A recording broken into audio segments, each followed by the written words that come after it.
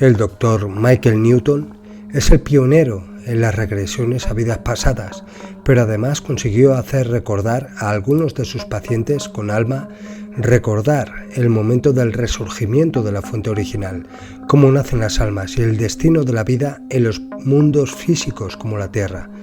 Lo que sigue es una especie de resumen de lo que los objetos le dijeron.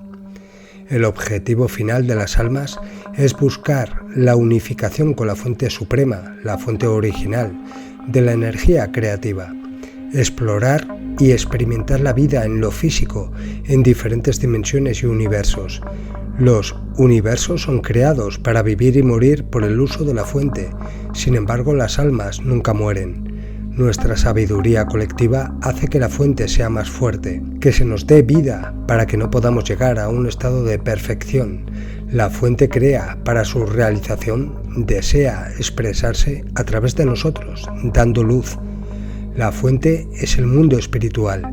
La fuente es el ser supremo y desinteresado que nos esforzamos por ser. Al principio hay una migración hacia afuera de la energía de nuestra alma desde la fuente original. Después, nuestras vidas se pasan moviéndonos hacia adentro, hacia la cohesión y la unión. La fuente pulsa. Es como si todos estuviéramos dentro de un corazón palpitante. Es como si todas las almas fueran parte de una explosión eléctrica masiva que produce un efecto halo. En este halo circular hay una luz púrpura que se despliega, aclarándose a una blancura en los bordes. Nuestra conciencia comienza en los bordes de la luz brillante y a medida que crecemos, nos sumergimos más en la luz llena de presencia sabia que está en todas partes para nosotros y viva.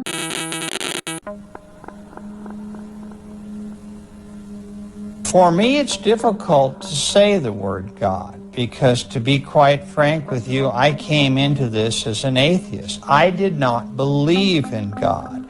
I did not believe that there was anything after life but ultimate oblivion. And my clients kind of brought me to this kicking and screaming, brought me to the party.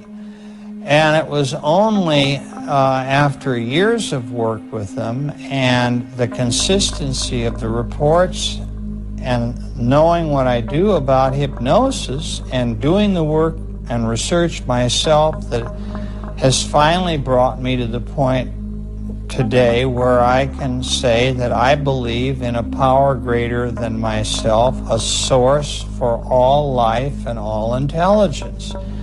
So the concept of all this incarnation is to arrive at that state of perfection where we can rejoin, if you will, that source from whence we came.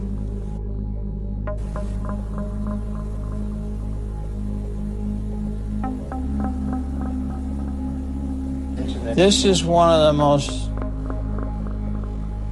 jovial parts, if I could call it that, of my work. Some people think that I spend a little too much time with this and make too light of it. I believe that it's important that everybody know that the spirit world is a place of humor and fun. It is not all business. It is not all the kinds of things I describe in some of my chapters about energy work, creation work, learning to cope with our lessons in classroom type situations. There's a lot of that. But we also have R&R, rest and recreation. And I've had many clients tell me about playing games. Some of the games I hear are like Red Rover, where sides will line up opposite each other and come crashing together as balls of energy in order to unite and blend their intelligent energy. And it's kind of like playing bumper cars. Others will talk about a dodgeball game where they will throw bolts of energy at each other, or playing tag, these kinds of things. And there's a lot more esoteric type games where they can go to other worlds where there is no human life, for example, and frolic, if you will, on that world as spirits who are not there to learn lessons, but to simply have fun with each other. And they play. So once in a while, when I give a speech about the fact that there is a lot of humor and play in the spirit world, some people get a little upset because they think it all should be very, very serious. And I find that that's just not true.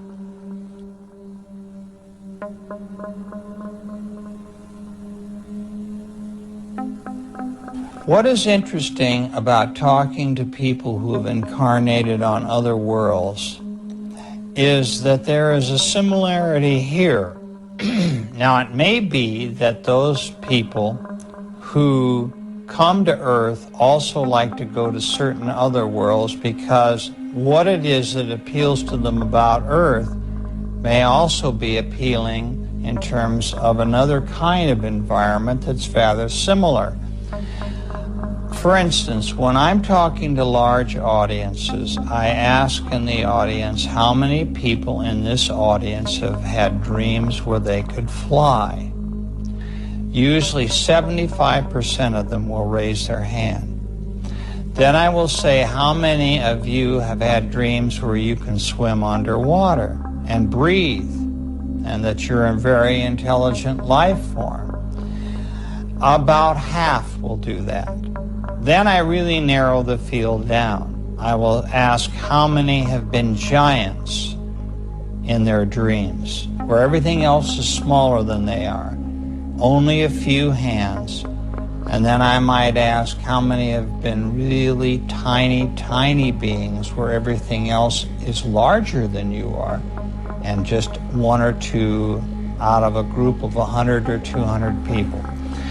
And what this indicates is, and our dreams do tell us an awful lot about our former experiences, is that many people who incarnate on Earth also incarnate on flying and water worlds.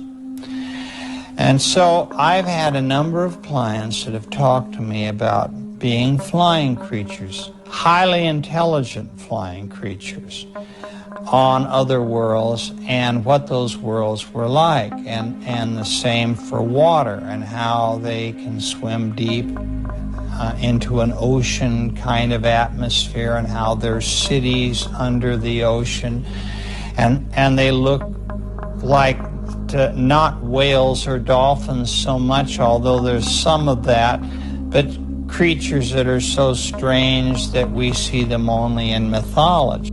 Which, by the way, is another interesting area for me, because I think a lot of our mythology may well come from these early memories. So